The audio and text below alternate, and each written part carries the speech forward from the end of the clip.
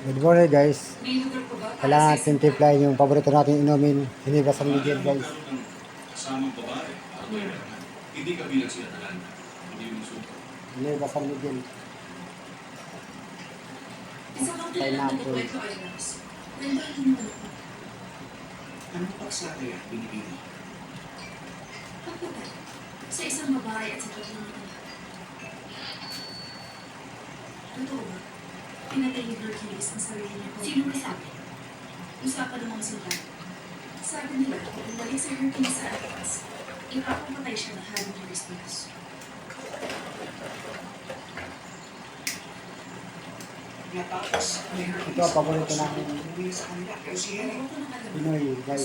Hinibas San Miguel. Walang nakakaalam. Sino ba? Nakita namin si Hercules, nag-iisa mo. Sa nagara, pasawa, bata. Wala siyang maalala.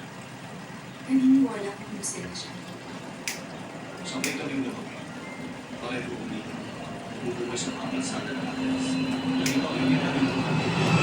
Wala nang tatalo sa Hinebra. Labas. Ang naman sa kanya. Hinebra San Miguel. Siya ipadala ng mga hari ng Athens sa Pampatibay ng loob, pampalakas ng katawan, at maganda sa katawan. Healthy. Guys, ito na ang lagi yung inumin. Kasi over, maganda yung katawan. Guys, Lahat sila pinatay. Tinulungan ko ni Hercules ay ipaghiganti sila. Nagkakapatid ko siya sa dagat. Sa teams, Wow, sila wow, ng guys. mga bangkay. Pinakita kami ng batang nag-iisa na nabuhay.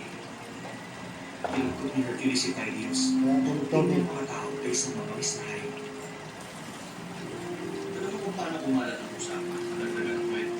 Ang mga kwento ni Hercules, hindi ka panipaniwala kung sino yung makaya ng isang papanalino. para maging masarap guys yung alak Hindi natin. ka rin natin isipin na si Hercules ay ambitious. Sana kayo, dito na kayo sa Hinebra guys. Natatakot ang anak. Laking tulong ni Iris. Galing magsalita. At yun, binibig. Ang Hinebra San Miguel, ang katotohanan. ang katapat, tang panapol Diyos. Kailan, ano to? Yung sincere ko sa pumatay mo. Ang mga Diyos na lang mga Diyos.